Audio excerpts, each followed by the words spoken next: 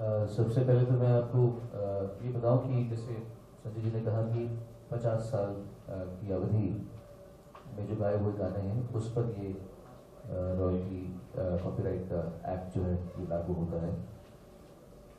और इसमें एक आदमी तो कुछ नहीं कर सकता।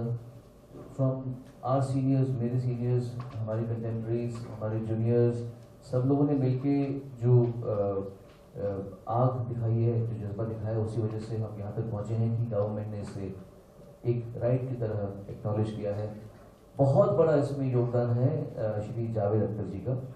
उन्होंने बहुत इस पर काम किया है।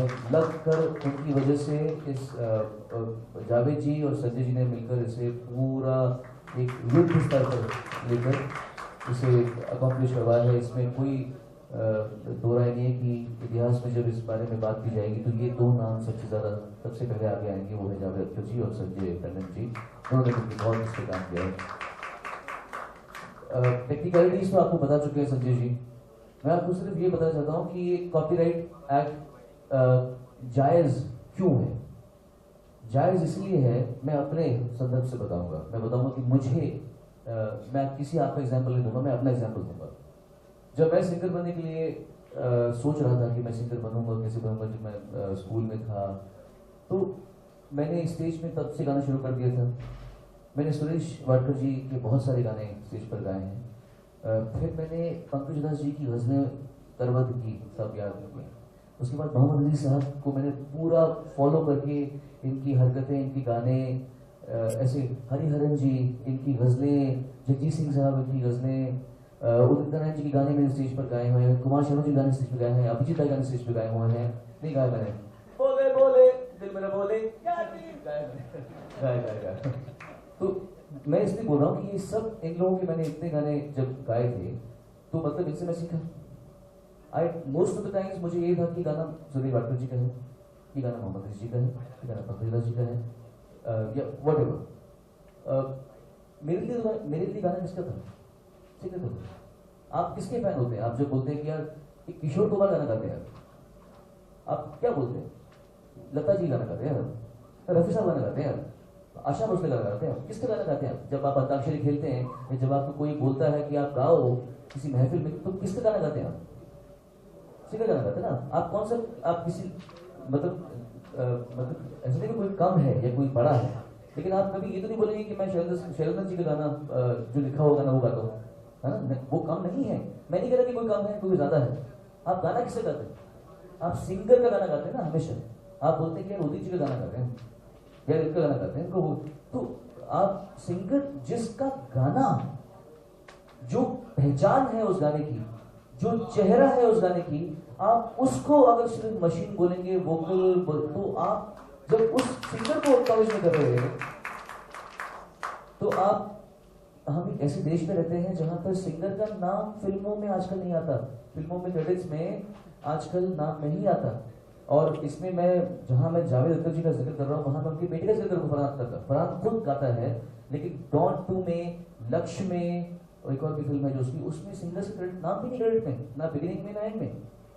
अभी एक लास्ट ईयर एक फिल्म में मैंने गाना गाया था 1920 इविल रिटर्न्स। उसमें मेरे पे वीडियो भी शूट हुआ था। सिंगर्स का नाम नहीं है जी, आप बताना, सिंगर का नाम नहीं।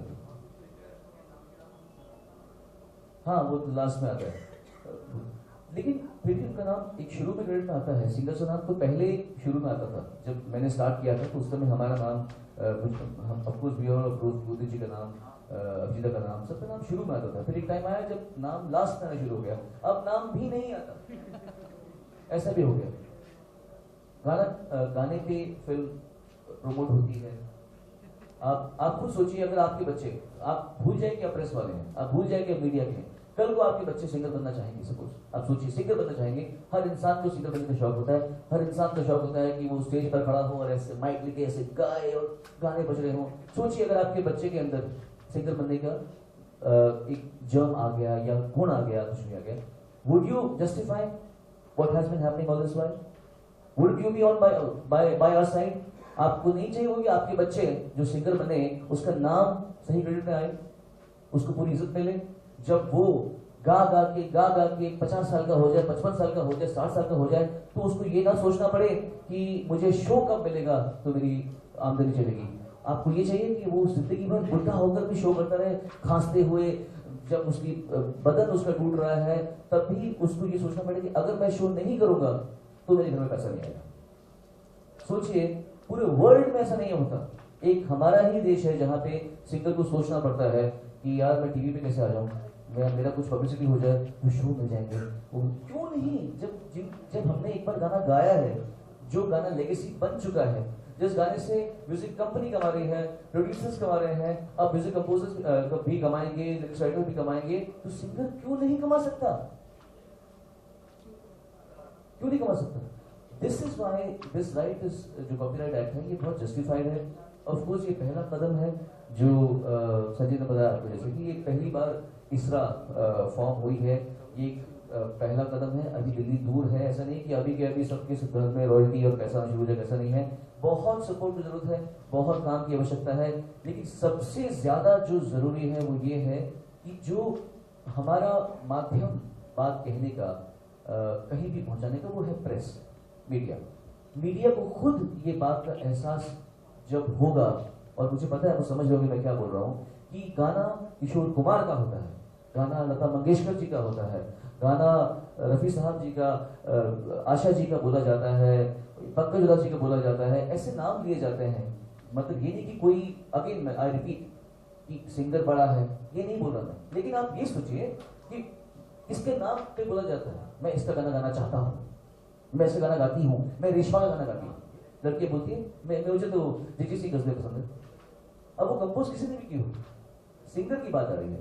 तो ये चीज सही बात अगर आप पहुंचा पाएंगे, और भविष्य में भी हमें आपकी आवश्यकता पड़ेगी इस रात को और प्रख्यात करने में, फेमस करने में, बड़ा करने में। टेक्निकलिटीज तो ये बता ही चुके हैं, लेकिन we need a lot of goodwill, lot of support, lot of love and justification from the media and the scribes itself. So lots of love to all of you, and thank you for being a part of our first step on the moon. Pankaj ji, आप कहना चाहेंगे कि non film में कितनी तकलीफ होती है एक से हरिलाल होता है? सबसे पहले तो मैं ये ज़रूर कहना चाहूँगा कि ये जो पहला कदम है वो काबिल तारीफ है।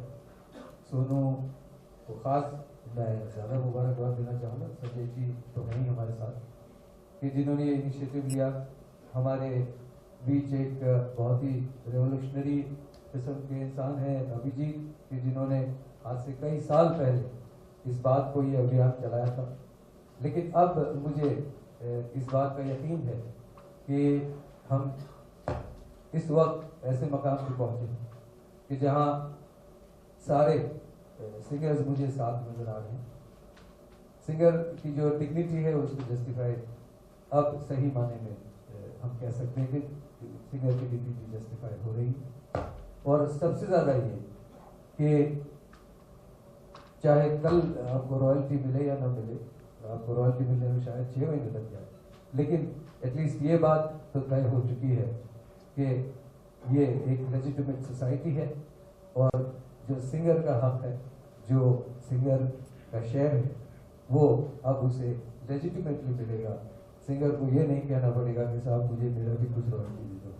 सो I like to thank everyone here, and I also like to request all my fellow singers that please be united, be together, because we will positively have a lot of issues when we go forward, but at the end of the day, there is plenty of scope. I in fact have a question for Sanjay before I end my few words.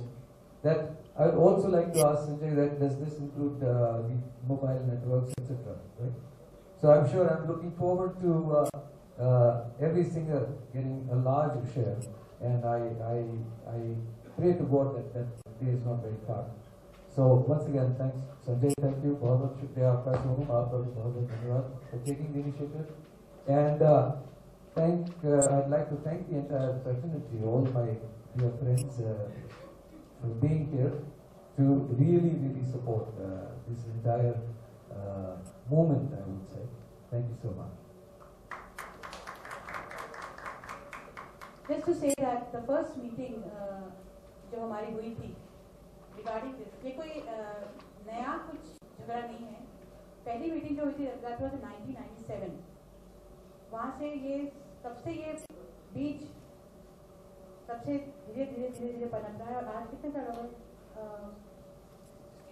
16 साल के बाद हम यहाँ तक पहुँचे. इससे आगे भी वक्त लग सकता है बहुत.